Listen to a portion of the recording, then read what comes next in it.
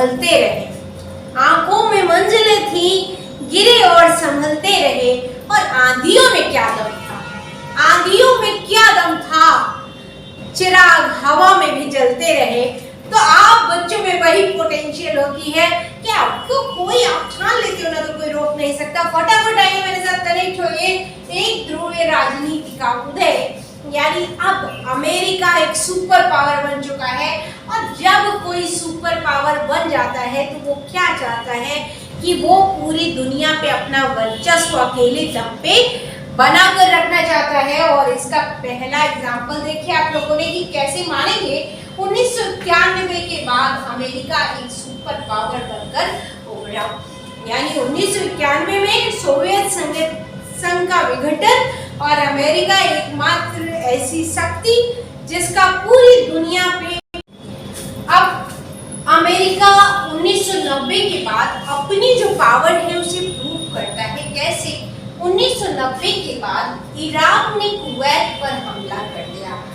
Iraq उस समय तेल के बहुत सारे जो पेट्रोलियम था वो सबसे बड़ी ये दो थे कंट्री रिसोर्सेज के मामले में, इराक और कुवैत, जिनके पास बहुत प्रचुर भंडार हुआ करते थे तेल के।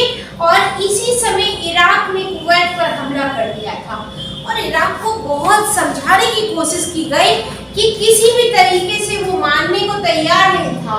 उसको हर तरीके से कोशिश की गई। देखिए यहाँ लिखा है मैंने, इराक को समझाने बुझाने की सभी रासायनिक कोशिशें जब विफल हो गई तो संयुक्त राष्ट्र संघ ने कुवैत को मुक्त कराने के लिए बल के प्रयोग की अनुमति दी।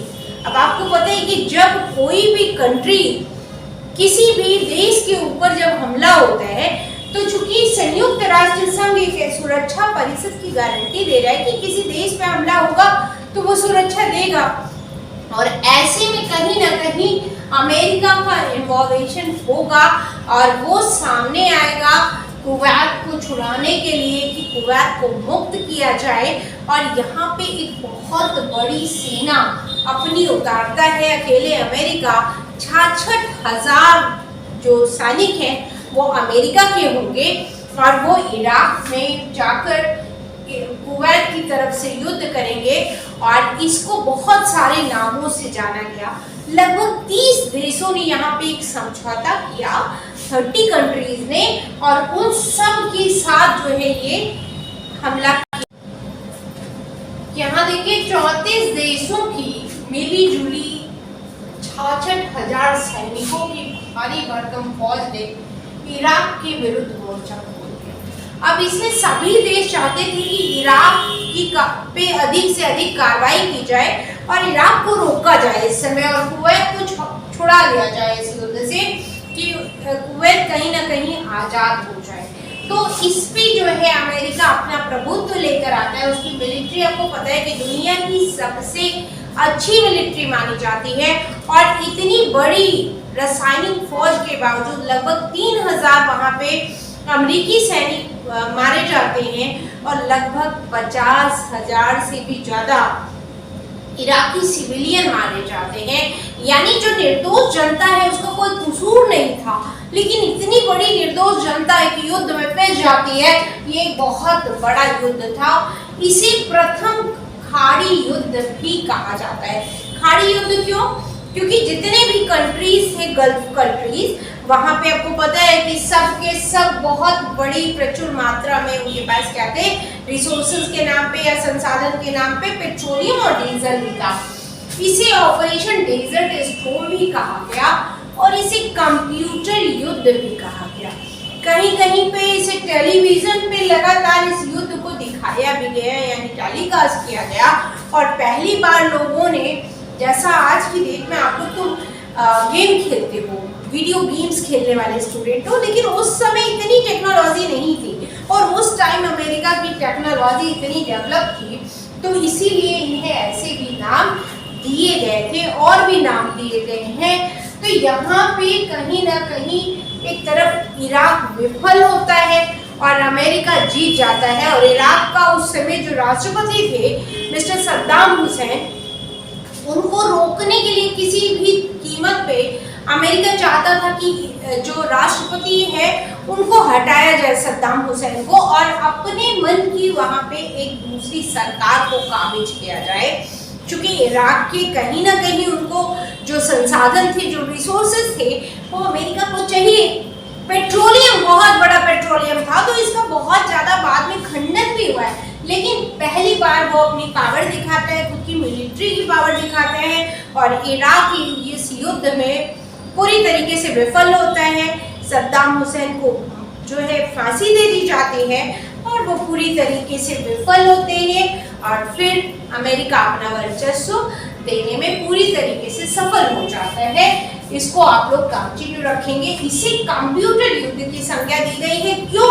क्योंकि पहली बार जो है हम लोगों ने इतने मॉडर्न युद्ध को कहीं पे देखा था। बम गिराए जा रहे थे और उसका लाइव टेलीकास्ट भी दिखाया जा रहा था। टेलीविजन पे लोग देख रहे थे घरों में बैठ के, और इस युद्ध में बहुत बड़ी जो थी वो जनसंख्या को नुकसान हुआ। लेकिन 1992 के बाद जब राष्ट्रपति क्लिंटन आते हैं, इससे पहले जॉर्ज बुश थे, उन्होंने जो इराक हुआ था, इराक वाला सैन्य आक्रमण, इसके बाद देखिए राष्ट्रपति बनते कौन है? क्लिंटन बन जाते हैं, जिन्होंने घरेलू नीति को अपनाया। मतलब वो चाहते थे कि कहीं ना कहीं कुछ और मुद्दे की व्यापार को बढ़ाया जाए, और जलवायु परिवर्तन पूरी दुनिया में हो रहा है, तो क्लिंटन ने लोकतंत्र के बढ़ावे तथा जलवायु परिवर्तन और विश्व व्यापार जैसे नरम मुद्दों पर ध्यान दिया। कहीं ना कहीं वो अंतरराष्ट्रीय नीतियों को उन्होंने बदला, और उन्होंने आंतरिक सुरक्षा की बात की कि अगर आंतरिक हम लोग मुद्दे उठा लें और लोकतंत्र और स्ट्रॉन्ग हो जाए तो बेहतर होगा। इसके बाद देखिए दूसरी बड़ी कार्रवाई होती है 1999 में अमेरिका के द्वारा की जाती है। कोसोवो में यूगोस्लाविया ने अल्बानी लोगों के आंदोलन को कुचलने के लिए सैन्य कार्रवाई की। तो वहां पे अल्बानी ग्रुप जो था वो बहुत ज्यादा हावी हो गया था कोसोवो के ऊपर, और आप कोसोवो का मैप देखना तो उसको आप अलग से भी समझोगे, मैप में अलग से रील कर दूंगी आप लोगों को कि वो बहुत ज्यादा ये बड़ा युद्ध हुआ। और इसके बाद इन लोगों ने यहाँ पे सरकार गिर जाती है कोसोवो के अंदर, और नाटो की सेना काबिज हो गई थी। इसके अलावा वहीं नैरोबी में क्या होता है कि नैरोबी जो है वो लगातार कहीं ना कहीं, नैरोबी जो केन्या के पास में है, वहाँ पे भी इस तरीके के आक्रमण देखने को मिलते हैं, और अमेरिका लगातार अपना वर्चस्व कहीं ना कहीं जारी रखता है, और वो इस पूरी पॉलिटिक्स में एक दुबे राजनीति का बहुत बेहतर प्रदर्शन करता है। और आज भी आप लोग देख रहे हो कि चाइना और अमेरिका का जो ट्रेड वॉर चल रहा है वो भी एक वर्चस्व की बड़ी कहानी बनी हुई है, जिसको आने वाले राजनीति के पैटर्न में फिर से शामिल किया जाएगा। तो आप लोग करेंटली भी देख सकते हैं इस तरीके से अमेरिका जो है। अब इसके बाद हम लोग 9/11 पढ़ेंगे कि 9/11 कितना बड़ा मैटर बनता है, और पहली बार किसी ने 9/11 की घटना के बाद जो ने देखा था कि खुद अमेरिका पे एक बड़ा संकट। 9/11 पे तो बहुत सारी मूवीज भी बनी है। तो अगला टॉपिक हम लोग जो पढ़ेंगे वो 9/11 होगा। चलिए, अगर अच्छा लग रहा है मेरे पढ़ाने का तरीका तो फटाफट सब्सक्राइब मार दीजिए, लाइक करते रहिए, शेयर करते रहिए, और लगातार कमेंट करिए कि और आप लोग को क्या डिमांड है। अगर कोई टॉपिक इनमें से नहीं समझ आ रहा है, जो कि थोड़ा सा हार्ड लग रहा होगा आप लोग को, तो आप मेरे को कनेक्ट होइए, फटाफट कमेंट बॉक्स में लिखिए। Thank you for watching.